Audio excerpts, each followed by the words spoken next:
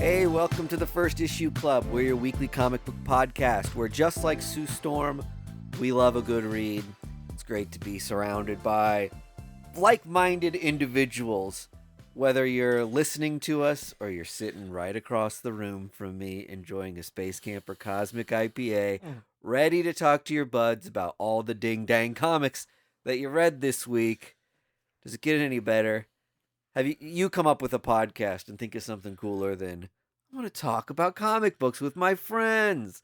Well, guess what? You're our proxy friends. Mm-hmm. How about that? Yeah, if you don't like this podcast, you start your own podcast. Yeah, do You it get your own yourself. friends. We want zero criticism. We're doing this for free. Birthday invitation revoked. That's not true. You can come to my birthday. But if you want to be our paid friend, head over to Patreon, patreon.com/firstissueclub, where you get extra bonus episodes. This week we have Mike opening blind bags. We talk about movies and X-Men teams, and sometimes Andy and I do a James Bond show. God, we need to do that again. We do so many cool, fun things for you, and we don't hear enough praise. My thing with the blind bags is if you have a Terminal 10 advance copy that you have an extra of, I've got extras of 7s and 2s.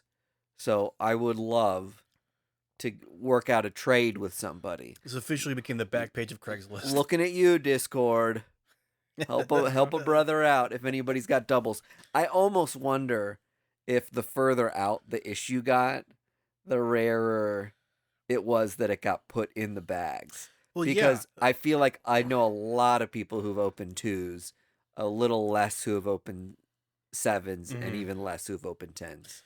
Yeah. I opened two Two twos. 2 of 2 blind bags Yeah. were issue 2.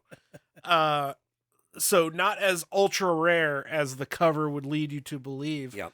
I think one thing I'm finding too is they don't do a good job of mixing these up.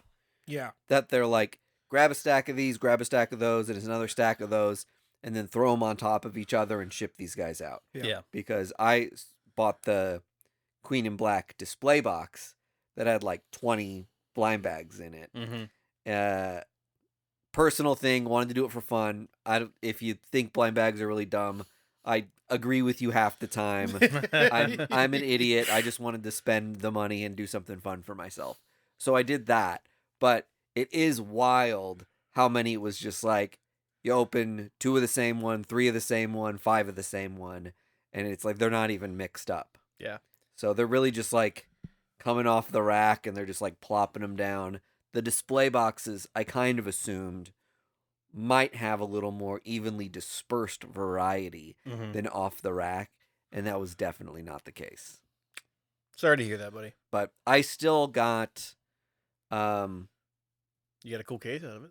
I got a cool cardboard case, and based on what they're selling for today, I did better than what I spent, if that Sure. makes sense. Nice. But You made your money back. yeah, I don't really sell stuff though, so what's the point of any of it? Well, see, it's your internal bank account It's exactly right. I of feel what better all about these it. comics cost. And it was super fun to open them, just like the tactile experience. Mhm. I talked about this a little bit on the Patreon video I did where I opened them all, Mm-hmm. that I love the Marvel bags because it feels like ripping a pack of cards open. Totally. And I think whoever came up with that, one, those bags are so much easier to open Mm-hmm. than the really tightly wrapped plastic ones where it's impossible to get the comics out. Yeah. And two, there is a nostalgic feel.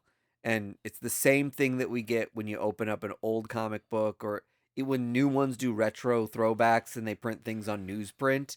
There's something about that tactile experience that immediately sends you someplace else. And I feel like what they chose to do their bags in does the same thing for me.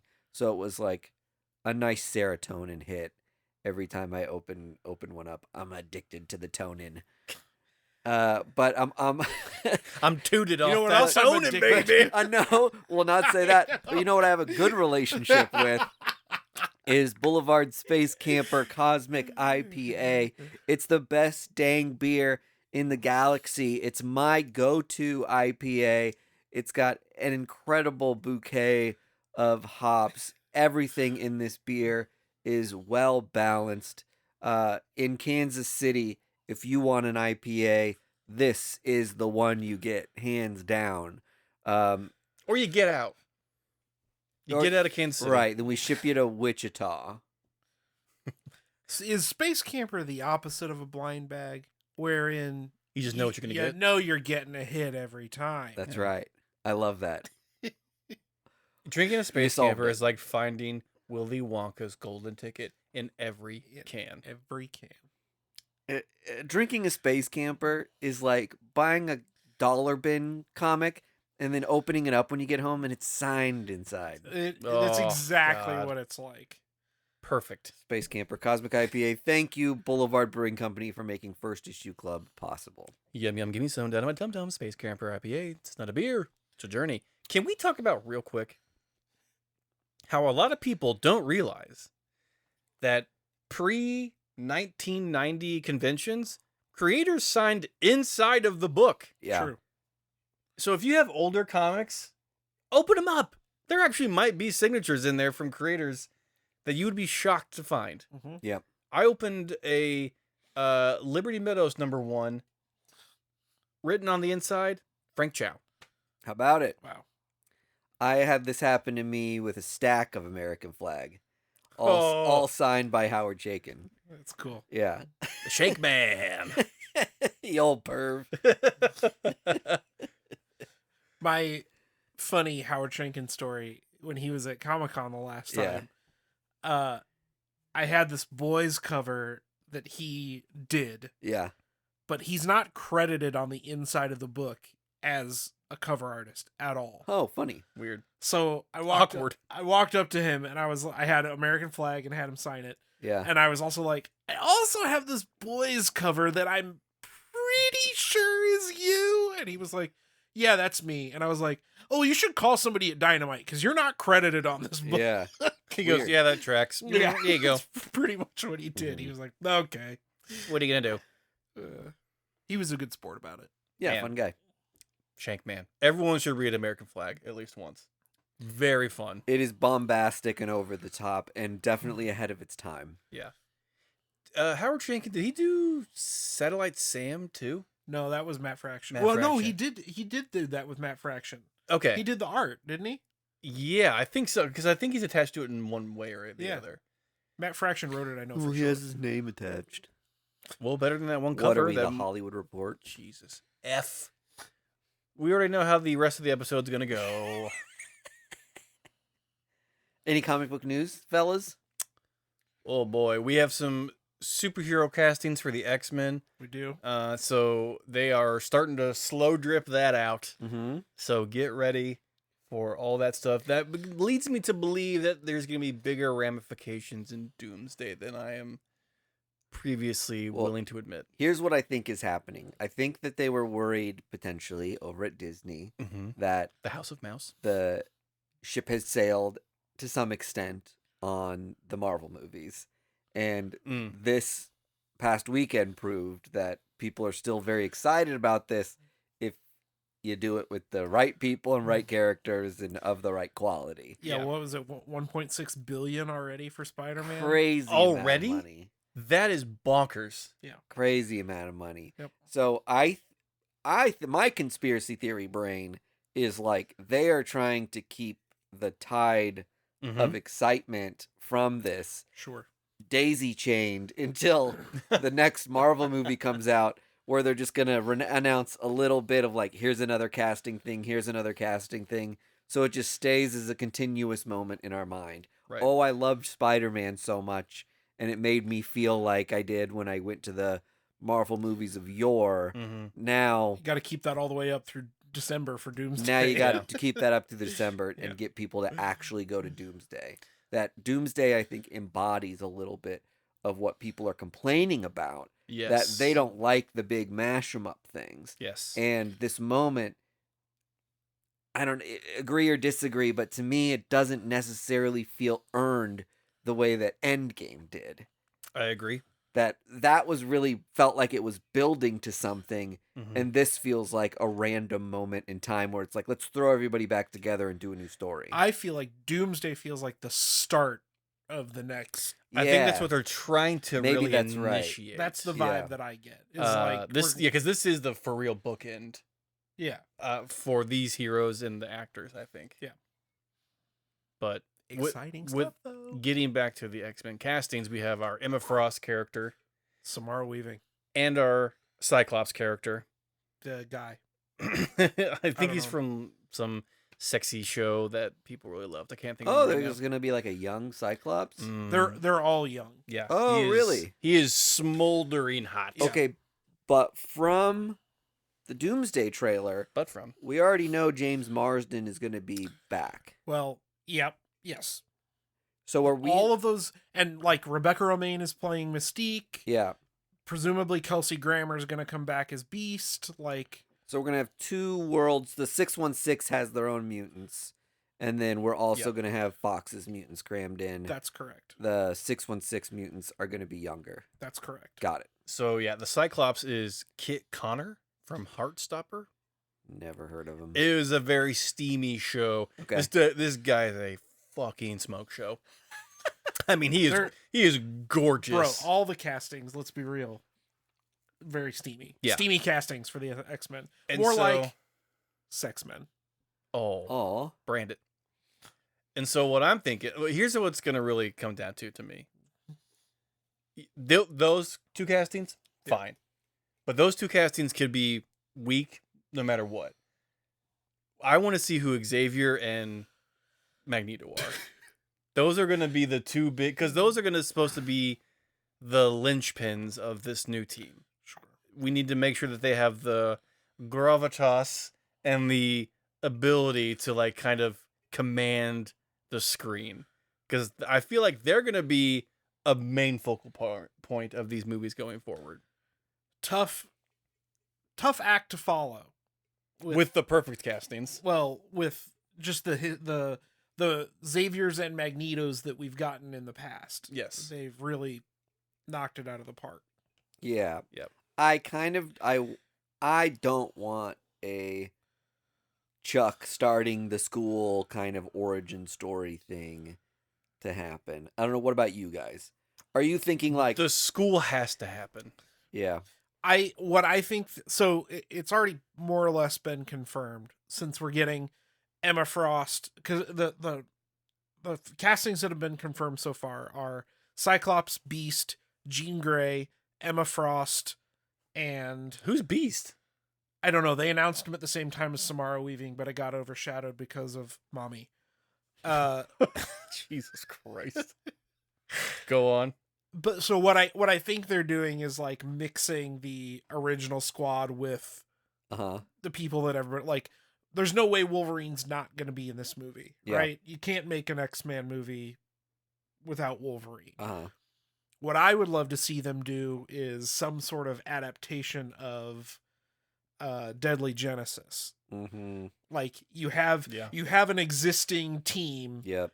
that gets lost on for their first mission, and then Chuck has to go recruit all these new folks Yep. to go and hunt them down, and then at the end, who we're left with is our New team. new team. Yep. Yeah. Totally. I'm along the same lines. I feel like these X-Men movies are going to feel a little bit like the Goonies. It's going to be like they're collecting these students and finding them, and then at the end of maybe the second movie, school. Sure. Like they fought hard enough where they're like, we have now been able to establish a land stake, so these wayward children can find their way here. And or do we can they help them. do they just skip the school altogether and go straight to like Genosha? You're thinking they go like Krakoa style? Yeah, they just have their own island. There is that celestial in the ocean. That's what I'm saying. It's interesting. I don't know necessarily how big are you going to get with this, how quick, right? Because to do Genosha or Krakoa, you need there to be a mass amount of mutants and they have to be known as a human threat. Yeah. And so far, we've got Miss Marvel and Jean Grey. Yeah. Those are the only two, to my knowledge, mutants that have been introduced in the 616. But after Doomsday, we'll have a better handle on what. After Doomsday, is it going to be like, oh, all these people have been awakened as... Well, there's a as lot of mutants? convergences, right? here's Well, part of me always thought that maybe they were going to get into one of these things by No More Mutants. That like we'll have found out that Scarlet Witch, Wanda, has erased mutants from everyone's memory, Sure. but they're starting to reemerge. Or they could rope in the Doctor Strange thing where like his spell went kind of weird and everyone forgot Spider-Man. Oh, but also I whispered mutants. Yeah. At the same time. My thought was that they would do like a Pterygian mist of some variety where like That awakens everybody. a wave of whatever activates the X gene and all these mutants sort of all at the same time. Yeah. Or they could just have Wanda saying, "Where them mutants?" instead of "No more mutants." That's right. And then now like, some mutants. Yeah, give me them mutants. But you could also do like a reverse 192, right? Where like mutants feel persecuted because there's only 200 of them across the world. Sure. So we have to have our own area to keep ourselves safe, Yeah. right? There's a lot of ways you could go about it. Baltimore. They all go to Baltimore. They all go to Baltimore, Maryland. Sure. Okay. But you're over the school. I'm not over the school. I don't want to see Chuck founding the school. Yeah. We can pre-kill our Uncle Ben. We can pre-kill the Make Waynes. Professor X already a guy. Yes. The Yeah. school exists already. Correct. Give me a fun mutants in school story. Pete Holmes as Professor X. Jesus Christ. Why did you even Throw me into some of the like Milligan at the school. Yeah. Give me Gen stuff. X. Yeah. Or Gen X, yeah. Assault on Xavier's Academy? Right? There you go. Right there. New X-Men. A lot of fun.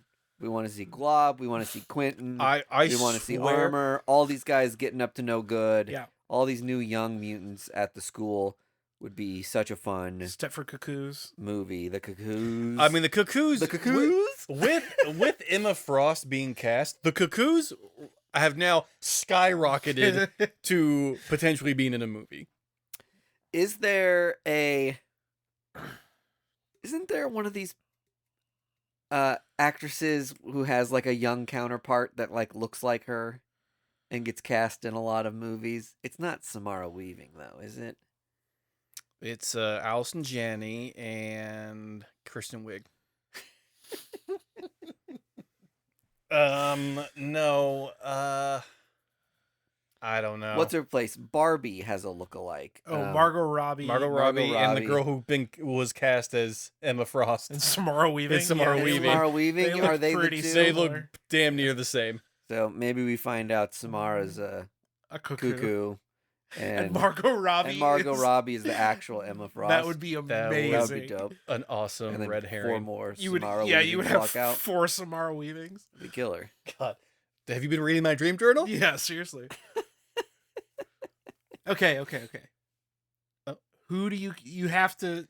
Oh, boy. Right here, right now. They're probably going to do another just like core X-Men team. It's been a minute, right? Yeah. It's been a while. So they're going to give us the team from the cartoon. Yeah. And Storm, Cyclops, Rogue. Yeah. Gambit, Beast, Cyclops, Jean Grey. But, you do wonder if they do one of those storylines that was like more recent where you had the young team come forward in time and meet with the older team. Because everyone just looks young. Yeah. I feel like I don't like when the original ones came out. I don't know if it was just because I was younger, but James Marsden didn't feel like a young gun teenager to me. The school in the original X-Men movies felt like college. Well, also James Marsden is a vampire. That dude has aged so He well. has aged really well. I mean, look at Famke Jameson. she, And Look she, at her. I mean, Just look at her. but I don't remember watching those original movies and being like school kid. Jean Grey's in school, Totally. right? They were more adults. Yeah, The people they're casting now look younger. they are. I think Obviously, Emma's gonna skew older because she's not a student, right? I think they are squarely placing the new team as school age kids. Yeah. Like these are 16, It's gonna be- 17, 18, 19 And year the olds. academy will be like college, Yeah. Yeah. Prep school. prep school. Kind of. There we go. Yeah. Can you guys think of an actor right now, right here, right now, who could play Professor X or Magneto? I can't. You know who's a really good actor? LeBron James. That's true. Space Jam 2, he really knocked it out of the Mhm. park. There isn't much that he can't do. Famous bald guys, The Rock, Oh, what's Michael Vin- Chitlis doing? Vin Diesel.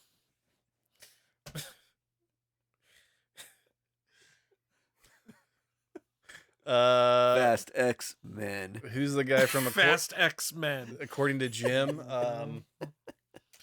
Fast Oh, X, wait, who's the guy that Triple X. hosted Guts? Mike O'Malley. Can you imagine Professor X in a backward Pittsburgh Penguins hat? My casting, Werner Herzog as Professor X. All right, nope. Welcome to the academy, all of my students. Why can't he be Magneto? Because I want him as Professor X. Xavier, you're flawed again in your reasoning. I understand why you do not like humankind, and frankly, I agree with you. Yeah, that's This- a great impression. This was another way that Andy could just show off his. I love Werner Herzog. Yeah. He's great. You've been shot. It's insignificant. It does not matter that I have been shot, because my life is fleeting no matter what. What matters is Baby Yoda, protecting him at all costs. Robert Downey Jr. in a third role. As Magneto. As Baby Yoda. Oops, all Robert Downey Jr.'s. It's I tough. don't I know. would rather a older gentleman than like a middle-aged guy. I want David Letterman as Magneto. I would. If Ben Kingsley weren't already in 616, it's like he would be. And also, do we just assume now that Professor X is English because of the casting? Patrick because Stewart. of Picard. Because of Patrick Stewart? Because No. when I grew up reading the comics, I pictured him as an American. And now in my brain, he's squarely English because of the movies. I always pictured him as English because of the Moira McTaggart link. Connection, yeah. And I mean, her last name is McTaggart and she's a redhead, so I always pictured her as Scottish. Who Yeah. is the bad guy in Inglourious Bastards? Christoph Waltz. Yes. What about him as Magneto? Oh, mutants, we need to go. That would be pretty good. I like that. Yeah. I think you have to cast a Jewish guy. Oh, I didn't know if he was Jewish. Woody Allen. Of Yeah, okay, no, course. we are unplugging the mic right now. All right, Seth Rogen. Chuck, what are you doing? Has not. There's no way this has been fun to listen to. All right, let's move on from fan casting. And Andy and Greg doing their bits. Any other news, or are we ready to talk comics? No. Okay. Puppet Master is getting a movie. What? Puppet Master? Yeah, we'll talk about it later. Hell Mike yeah. D has sailed that ship. You don't remember Puppet Master? Like B level. There's only 10 Mo- of them. I own all of them. It's like little puppets that have been. It's already a movie. Yeah, it's a 10 fucking movies. franchise. It's 10 Yeah. movies. Take that, Fast and Furious. And they're making a new one. Finally. They're rebooting rebooting the it. franchise. Okay, we're gonna start over. New one through 10 puppets to 1 through 10 master. again. Excellent. It's a Puppet Master new class, Okay, new batch. that's great. That's great. Did you see they re-released the Pinhead comic? Because they're uh, doing a new They series. did a facsimile this week. Yeah. Yeah. Well, and I think Boom did a Kickstarter for the omnibus. Oh, okay, cool. That's why you're upset. I've always liked Hellraiser stuff, as bad as a lot of those movies are. Mm-hmm. That's a fun one for me to watch. The new comic looks great.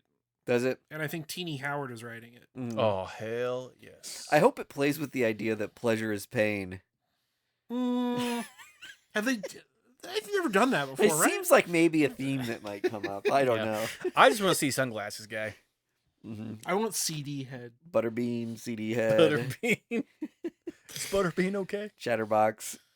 All the guys will be there. All your favorites. All your weird Pokemon No- Cenobites. No skin. Hanging dude. Open throat. Yeah. That sounds like a porn name. Well, Pain is pleasure. All right. Comic books? what comics did we read? Okay. I read quite a few this week, actually. Yeah, you had a big old list. Mm-hmm. I think I want to start light. So, the lightest book I read this week, without a doubt, hands down, is Realligator. Yeah. Hell yeah. The series by is Robert Venditti or scripting all of them? Yes, and then Mannix is doing the art. Yeah, I Yes. thought he was co-scripting.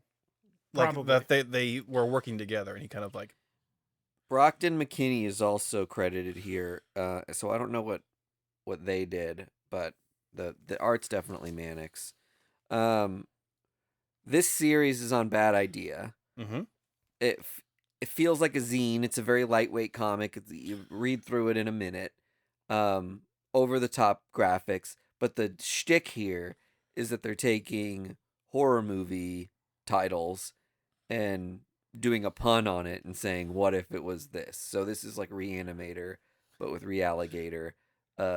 Poacher cuts off a massive alligator's head, and then the body comes back for revenge, kills everybody, puts its head back on. Yes. And that's the nuts and bolts of it. Mm-hmm. But again, if you're like into indie zine stuff, this is beyond your cup of tea. Yeah. It was so much fun. This is, if you remember, the follow-up to that Dingobelisk or whatever I read like 2 weeks ago. Yeah, what was that a pun on? I don't know. It was shit. Dingo was in the name. Yeah, Dingo was in the name.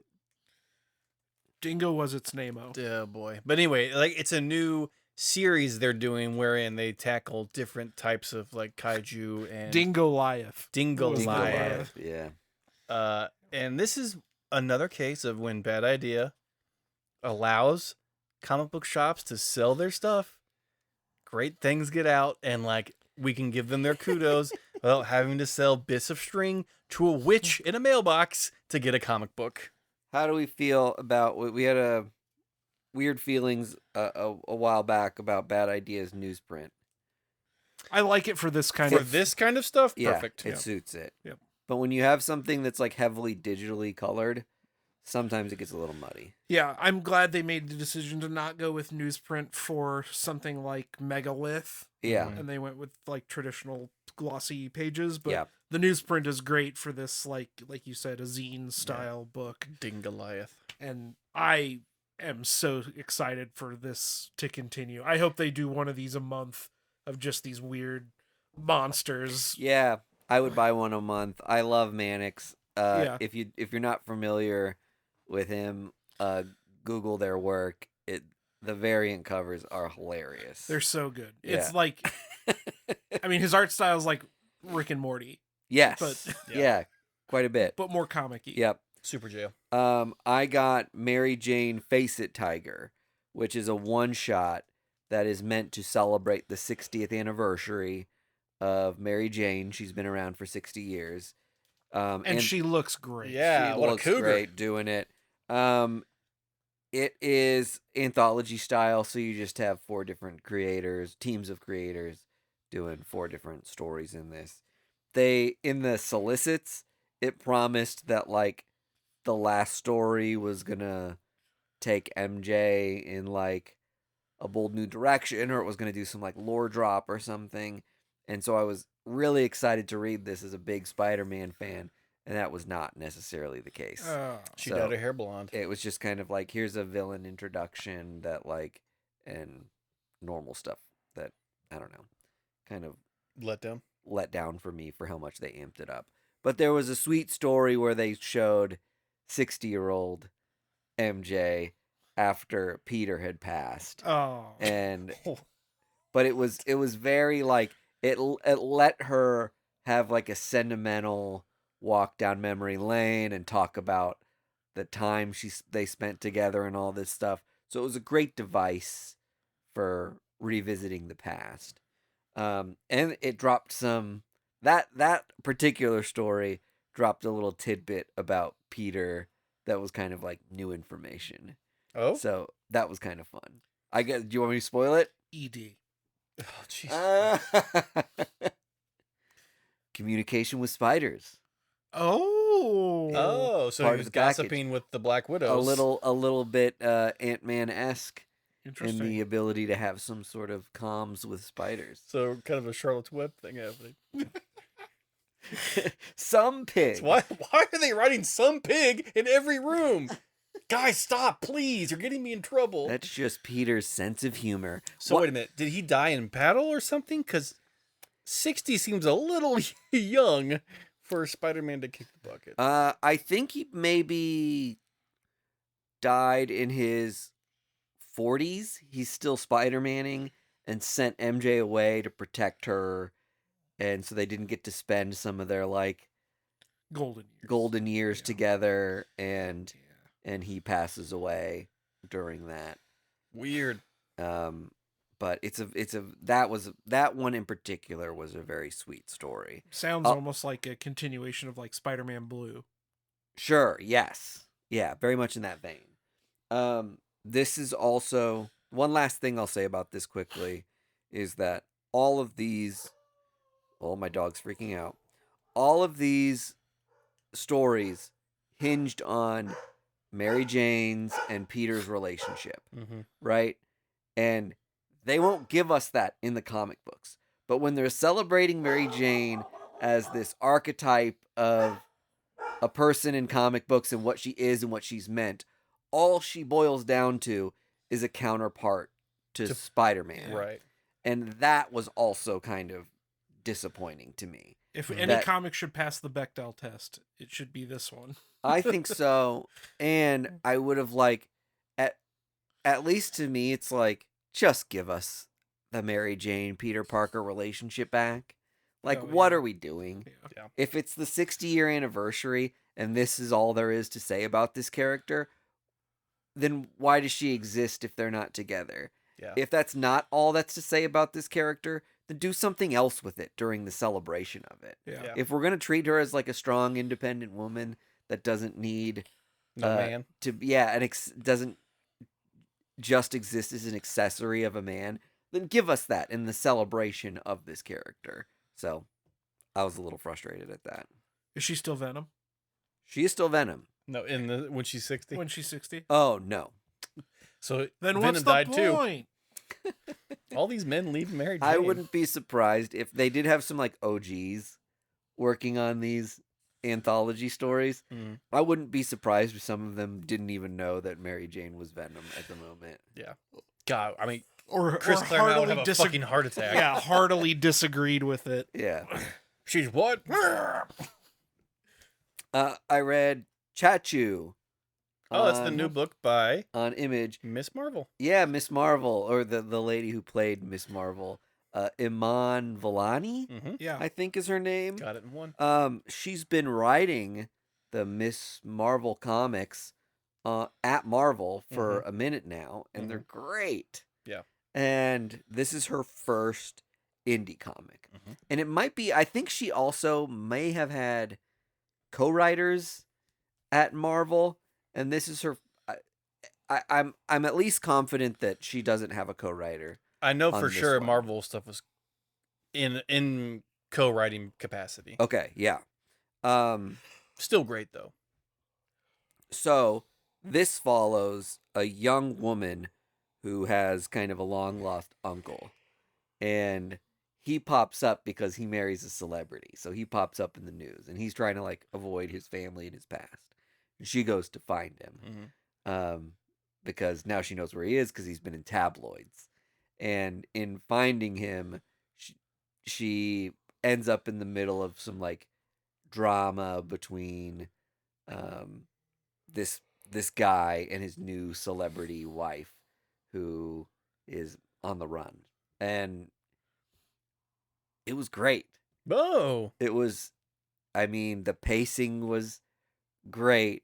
It felt like one of those indies that you're like, this might be something in the first issue, that like this might be one that like I hang on to and it gets like optioned, or like it doesn't give it all away in the first issue or leave you with like a super hokey cliffhanger that you're just like, the first issue is the log line yeah. and it's done.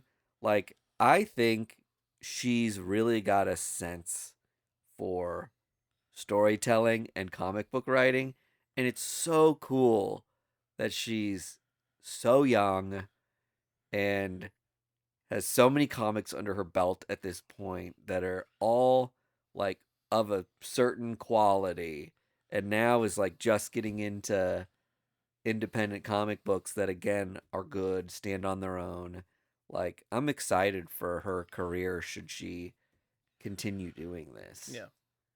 Like, really rad. It's just like, it's cool to think about these people too. Like, if she goes to like a comic book convention, it's like, yo, not only are you writing modern comics that are actually good, Yeah. Yeah. but You're a superhero. you played a superhero in one of the biggest movie franchises of all time. Yeah. Like, it's such a wild scenario. I'll always buy her stuff, just one for the novelty of that, just because I think it's cool. And she grew up a comic book fan and a Miss Marvel fan. If you get a chance to, on Disney Plus, they have these like making of documentaries for each of like the series and a couple of the movies, and it kind of got me teared up to like when you see pictures of her like dressing up as Miss Marvel for Halloween and being a nerd and being like, there's finally like a character I see myself in, and then getting the chance to portray that character is just such like a wild experience. And I think it couldn't have happened to like a cooler person that really feels like part of our community. Yeah. But the art in it is great. I bought a B cover because it's a Mateus Bergera, Yeah. I think is how you say his name. That almost looks like a Zoe Thorogood. Yeah, a little bit. There's your mistake, Mike D. You bought a B cover. Bought a B cover. The If A it gets Cool. optioned, I'm gonna want that A. That's right. Cool. I always want But that. that cover was too cool to pass up. I Yeah, like it's a him good a one. lot. It's got depth to it, but I don't know. I don't want to get into the weeds and give you like every beat over like 10 minutes. Okay. No, you're good. That's Go pick it up as the sentiment. Yeah, it was good. Yeah. It's a good Image first issue. And the fact that it's written by someone that I'd consider a celebrity is like it feeling like a normal good first issue is like wild to me. Yeah. Her tenure as like celebrity and comic book writer is on the same level as like David That's Uh, Malkian. Yeah. Dasmalkian. Like, yes, He's respected as an actual comic book writer. yes, and I feel like she's on the same trajectory. Yeah. Whereas, like, we've had things where, like, Josh Gad has tried to write a comic book, Yeah. or like Post Malone. Post Malone, or the woman who played Daenerys in Game of Thrones. Oh yeah, she wrote Mother wrote of Monsters. Oh, yes, that's right. While like those individual comic books had their good points, like they, looking back at it, were trying to make something out of it, whether it be a TV show or a movie. Well, it's not because they're comic book fans. It's a No. it's a flight of fancy. Yeah. Yes. And it's like, I had a fun idea, let's do a comic book. No shade thrown. Yeah. That's great. right. I love comic books as a medium because they're a place to tell stories that Hollywood won't greenlight, and you can do really forward-thinking things or genre-breaking things or something that would be a budget breaker, Mhm. but tell just as good of a story to just as passionate of an audience Yeah. in the form of comic books. But again, there's something to the people, Yeah. the charm of the people who you can tell read comics, love the medium as much as you do. Yeah. So I think she's one of those people, or is emerging as Yeah. one of those people. Although I will say, I do hope that Nathan Fillion, all of the witness protection people end up in the same town, does become a TV show, Oh, because yeah. that is that a book was phenomenal idea. that book was fun. Yes. Yeah, I think you can. It really did seem like that was written as a pilot Mm-hmm. and didn't get picked up, and they were like, "This is too good to not Yeah. do something." This is too with." fun. Yeah, that was a really good comic. I need Mine. to remember to. This is what I hate about FOCs and everything Mm-hmm. is that you read a great first issue, and the FOC for the second issue has already passed. Come on, comics, get it together. Get your shit together, comic books. Fort Psycho. Matt Kent, one of my favorite writers. Brian Hurt, one of my favorite artists. Mm-hmm. They're doing a comic book together. What's not to love? It sounds like it's the perfect book for Mike D. It's the perfect book for me. It starts out like an over-the-top G.I. Joe, blow 'em up kind of comic book. The premise of this, which with any Matt Kent thing, again, I'll be aware that I don't want to get too much into the weeds with it, but imagine a scenario wherein, like September 11th, there's been an attack on our nation or all around the world. There's a task force put together to take down this terrorist organization, but they're kind of given carte blanche to like spend whatever they want and do whatever they want. They are Yeah. G.I. Joe. Yeah, SEAL Team 6. Yeah. So by the end of it, they are like total war criminals. Like they've taken out a lot of civilians in their hunt to achieve their goals. They were a means to an end, but at the end of it, a lot of the world is calling for their heads, that they've committed atrocities just as bad as the organization they were trying to take down Yeah. in their like war on terrorism. What you're describing is the modern military machine. Yeah, right. Mm-hmm. So this comic book really quickly gets through that business, but what you ultimately find out is that they're going around trying to arrest all the people who are involved in this organization and send them to a prison encampment. But in reality, because the American government did sanction them and told them by any means necessary, take this down for the greater good and we'll look out for you, it turns out this fort, this prison for all these people who are kind of psychos and over the top, do anything by any means, people, it's actually like a resort. Yeah. And they're just like, the government's like, we need you guys to disappear. We need the world to think that you're being punished, but all you're doing is chilling on this island because you did what we asked you. So it does really feel like a senior living community or something, where there's like putt-putt and like a mess hall, and everybody has like these mid-century modern houses, and there's a It nice seems beach. great. So I read this one too, and the what the book ends up becoming in the last couple of pages is you find out that our main character is actually sent to the prison island on purpose. He gets caught on purpose to catch the leader of the criminal organization, who is one of the G.I. Joe guys that is on the island. And the island is their former like base of operations.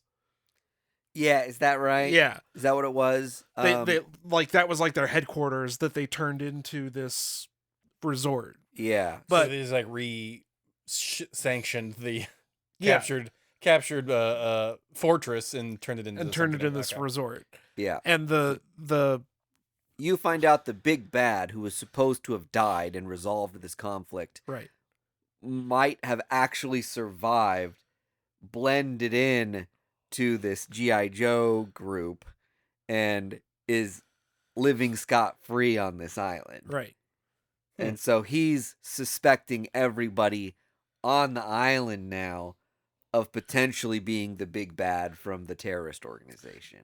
So it becomes a spy thing on a resort What this that everyone's trapped on.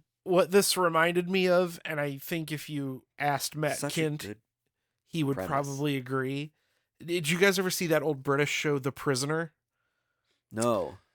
I've heard of it. Where it's like basically the same thing. Spy gets captured and put on this island of other spies, but it's like a weird, like psychedelic spy thing with whatever. Anyway, I wonder if it's greatly influenced by that because the cover of this is very psychedelic. yeah, I that's the vibe I got from it, was this old And- What's that- 60s What's show. that game called? Like Werewolf or something, or Secret Werewolf?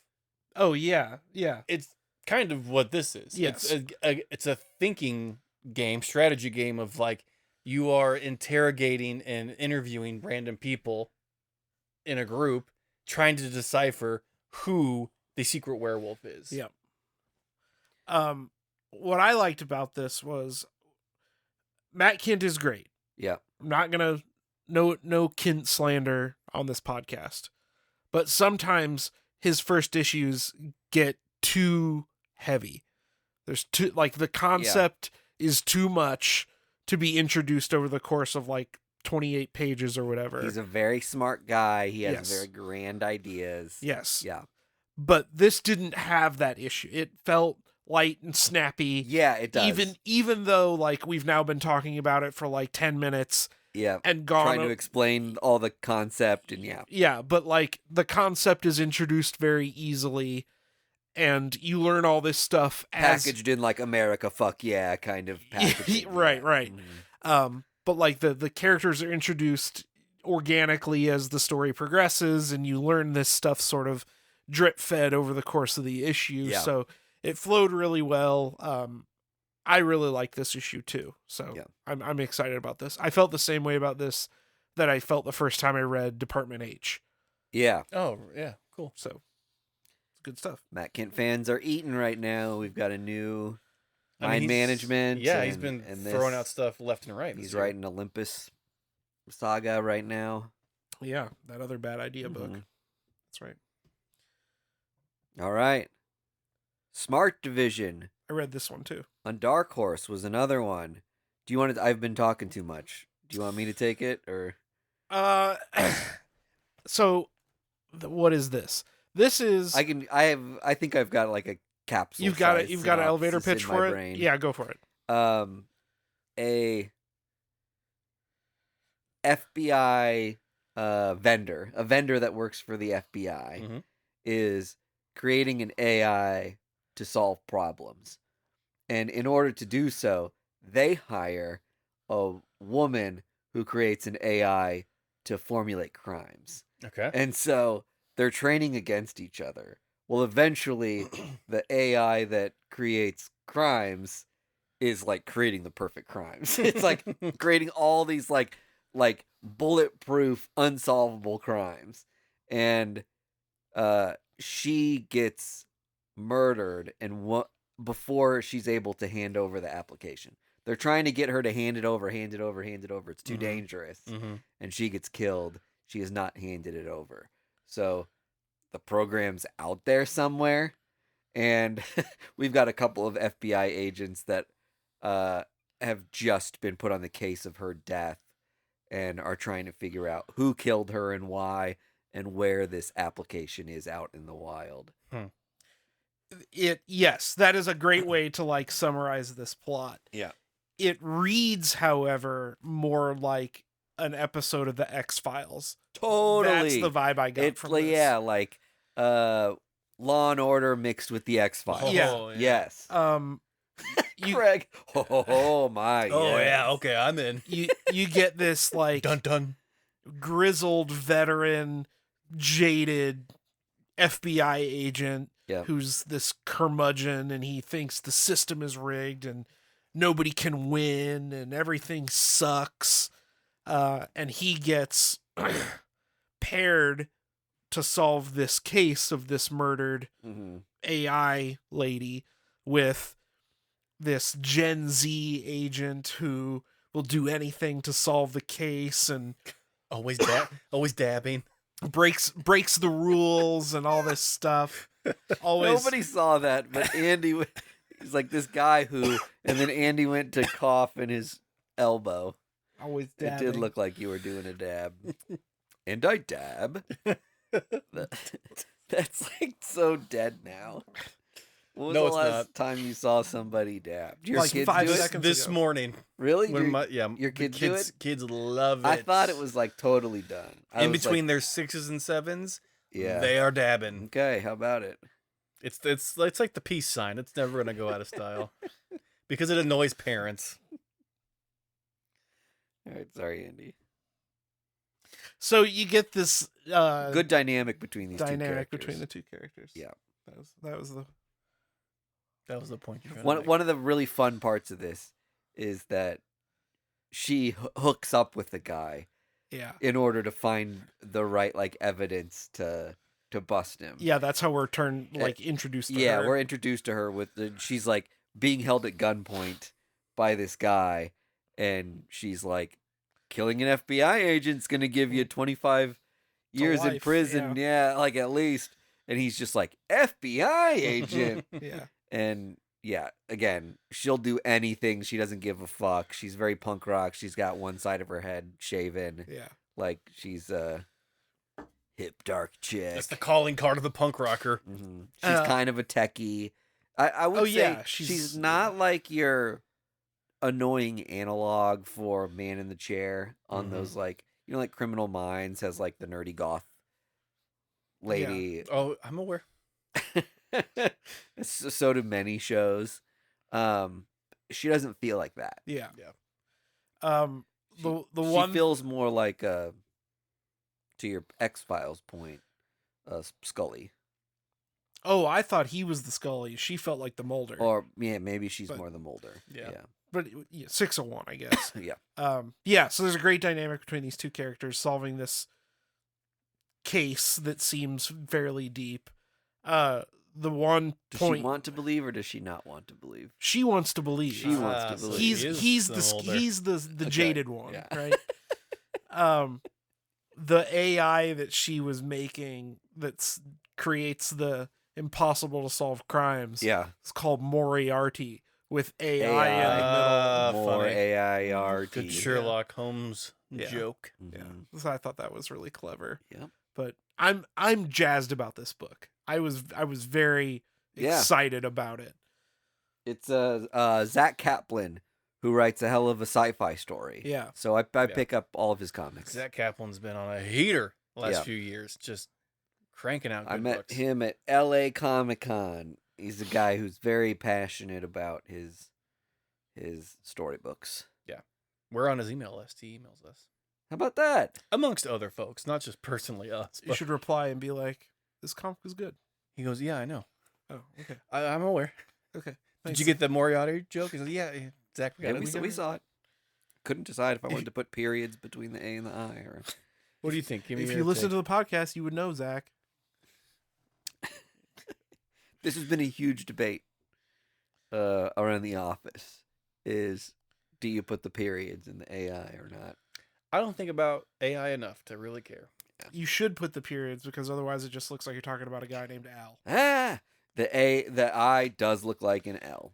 That's the problem. With the I'll be periods, it's alone, clearly say AI. Boom, boom, boom, boom, boom, boom. Or boom, you just boom. don't capitalize. Just AI. Uh-huh. Oh yeah, lowercase AI. I love that because I it's don't. remedial. Lowercase AI. Have I ever heard of such an insane thing? You gotta think outside the box, Mike D. Oh, God. This box, you're stuck in it. Make a book where Lowercase Spot AI. does more than run. There you go. Lowercase AI. Can AI think outside of the box? AI is a box. That's Yeah. what AI is firmly in the box. Yeah, that's right. Nothing exists outside the box for AI. You know what I learned? AI can't do collages.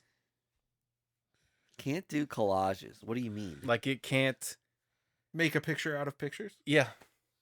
It can't you know how Like those old Star Wars posters where it's like Yoda, but with like comprised of scenes from. Well, no, like how you rip up magazine pages and make funny pictures and like Uh-huh. you know what collaging is? Yeah. Yeah. Well, collaging can be more things than putting Not in how it is in my head. two crocodile eyes on a person. You guys are both right. So you've been reading my dream journal. I had the crocodile eyes. She dreaming looked kid. at me with her damn crocodile eyes, and I was hard as a rock. I was dead in the Four water. Samara Weavings looked at me with their crocodile eyes. And my marshmallow body softened. Is there anything you read that I did not? No, I think that was it. How about it? We had a lot of overlap this week, Andy. I only read things that you read. Damn. Greg took a week off. I did. I had to help with the kids after work, so Yep. I didn't get much time to. Happens to the best of us. Certainly does. If you had to pick one of these comics, For Psycho. Fort Psycho, Sounds pretty cool. that'd be my pick. I do have these on my stack to read, but my mother-in-law had to get emergency hand surgery this week, so we've been dealing with not only childcare down. Sorry to hear that. But it's not my hand. I'm sorry, the high five was too good. Yeah, I mean, you just snapped her obliterated tendons her, and that obliterated them. She's the one that really went for it. I Yeah. was just standing there. Yeah, because you're too strong. You're I think chiseled she's too from- strong. Meemaw really went for it. Mhm. I don't know your mother-in-law's name. It's Nan. But That storm last night, the That aftershock was the high five. of the handshake. Created all those just vortexes. ripples Yeah. through the different counties. But no, I mean, all those books sound incredible, but Fort Psycho sounds really good. The Zach Kaplan one did sound good, not because it's the X-Files meets Law and Order. Yeah. I mean, honestly, that interplay between those two characters alone, I thought was really, really interesting. When they start to find each other endearing, Mm-hmm. it'll be a very charming book. And then the Reanimator / Alligator book is definitely That was a lot of fun. on my list. Yeah.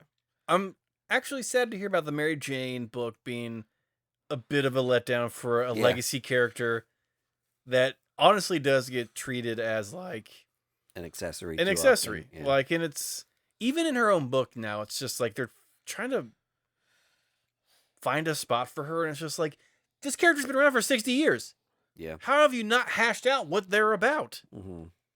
They're independent. They have their own fucking ideas. Yep. They dated a guy named Paul. Yeah, who is Mary Jane without Paul? We need to find out. Well, we're finding out now because they killed Paul. Spoiler alert. Paul was dead inside already. People were not Paul fans. Poor guy. Who created Paul? It's what's his face? Zeb Wells. Zeb Wells. Yep. It's his head we have to ask for. That's right. Bring us the head of Zeb Wells. He wrought our landscape with Paul. Poor Paul. It is weird that Paul didn't ask to be created, Yet. was chosen by a complete smoke show, and we all just donkey punched him the whole time. They lived 4 years together. 4 years? That happened in like a day Earth time. Yeah. Wow. Can you imagine? I can't. I wonder if MJ is probably older than Peter now. Did MJ love Paul? Didn't they have kids together? They had construct children. Well, they gotta do something. Which I would say count. If you have an emotional attachment, Yeah. counts. Tell that to my AI kids. I will, Thank you. I guess. Al. 001 and Al. 11001. And Allie. Al and Allie. It's Alexa. It's like Viv and Victor Vision.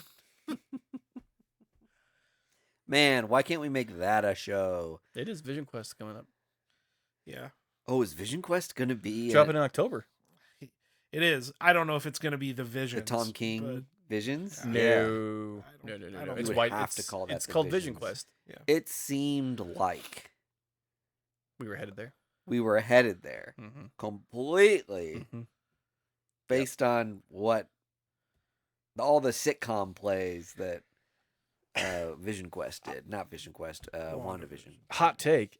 Seeing how they handled the Supergirl Tom King content, I'm kind of glad that they're not doing the Vision Tom King stuff because they just kind of ignore all of the emotional beats. Well, He's such a fucking good writer. What a drag that like we haven't had a chance to just make something of his and have everybody be like, "Holy shit!" Somebody's gonna make Sheriff of Babylon a movie at some point, Mhm, and it's yeah. gonna rule. Mhm. Like, Catherine Bigelow, Yeah. get her a copy of Sheriff of Babylon, Mhm. and that's an Oscar winner. It's the same thing I'll say about Brian K. Vaughan.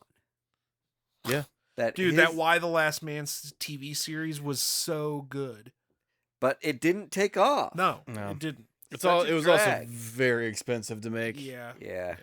And I think they they shut wanted down like blocks of New York. to well, make yeah. that shit. Well, they wanted it to be their Walking Dead. Yeah. It just didn't happen. And I think Paper Girls That had Got- its own. got marketed incorrectly. Totally. Yeah. That they were like, "This is Amazon Stranger Things," Yeah, no. and it was not that. It Yeah. did not have the budget of a Stranger Things. That comic was never written to be like for Stranger Things, hmm and it was like dead in the water. Yeah. So Okay, There's- for Brian K. Vaughan, you get Ang Lee to make Pride of Baghdad. interesting. So wait, Give Greg a animated or live action? Live action. Oh boy. Wow. Oh boy.